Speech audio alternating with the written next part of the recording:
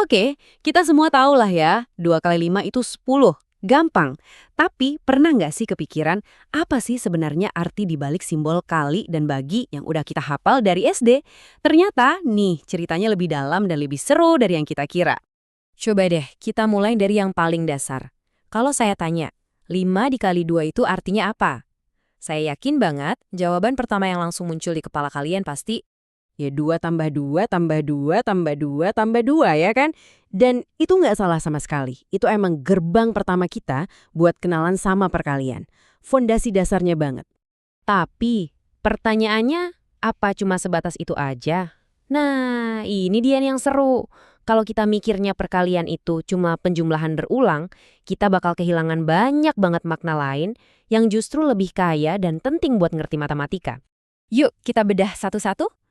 Ternyata perkalian itu punya 3 wajah atau 3 cara pandang yang berbeda. Yang pertama, ia jelas penjumlahan berulang. Ini titik awalnya. 5 kali 2 itu artinya angka 2 yang kita jumlahin terus-menerus sebanyak 5 kali. Simple, efektif, dan ini yang paling kita kenal.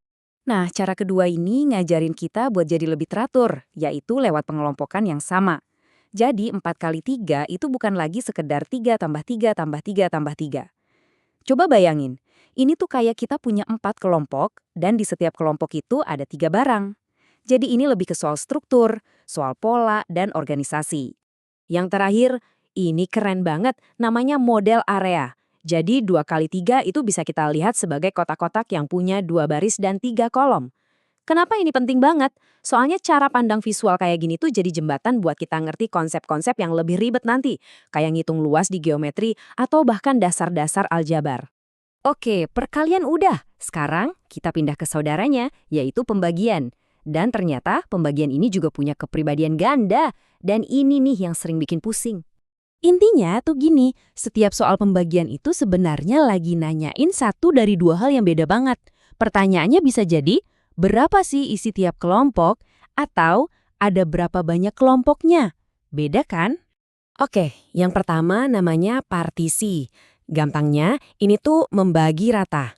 Bayangin deh, ada 15 kelereng mau dibagikan ke 3 anak secara adil. Kita kan udah tahu nih, total kelerengnya ada 15, dan kelompoknya ada 3, yaitu anak-anaknya. Pertanyaan kuncinya, masing-masing anak dapat berapa kelereng? Nah, sekarang bandingin sama yang ini, namanya pengukuran. Situasinya beda. Kita punya 15 kancing, tapi kali ini kita mau masukin ke kantong-kantong kecil, di mana setiap kantong isinya 3 kancing. Lihat kan bedanya? Pertanyaannya bukan lagi satu kantong isinya berapa, tapi justru kita butuh berapa kantong. Kita lagi ngukur, ada berapa banyak kelompok yang bisa kita bikin. Oke, kita udah lihat nih semua makna-makna ini. Terus, emangnya kenapa? Kenapa kita perlu repot-repot mikirin ini semua? Penting banget.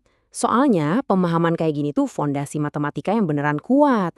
Kalau nggak ngerti konsepnya, pas ketemu soal cerita, wah bisa pusing sendiri kayak mecahin teka-teki. Jadi, dengan ngerti berbagai wajah perkalian dan pembagian ini, kita nggak cuma ngafal rumus, tapi kita bener-bener berpikir kayak seorang matematikawan. Jadi, sebagai penutup, saya mau lempar pertanyaan ke kalian. Setelah tahu kalau operasi yang kelihatannya simple banget kayak kali dan bagi ini ternyata punya makna yang dalam, kira-kira ini mengubah cara pandang kalian soal matematika nggak? Mungkin matematika itu bukan cuma soal nemuin jawaban yang benar, tapi soal ngerti pertanyaan yang tepat.